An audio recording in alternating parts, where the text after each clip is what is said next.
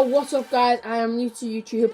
I will be hosting a Q&A on this video, so any comments you want to leave down below, I'll answer them. It's got to be sensible and appropriate. It can't be anything inappropriate because of course I don't want that on my channel. But yeah, I'm doing a Q&A, so just comment down below all your questions and I'll start answering them down in the comment section down below, and I'll make a video compiling all of them into like a montage.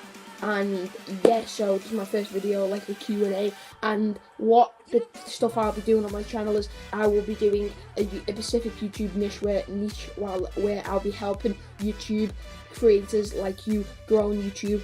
I'll be doing videos such as how to boost your audience retention, how to do YouTube keyword research, how to boost your videos watch time, how to get famous on YouTube overall. So yeah, thank you for watching this. This has been my introduction / Q&A.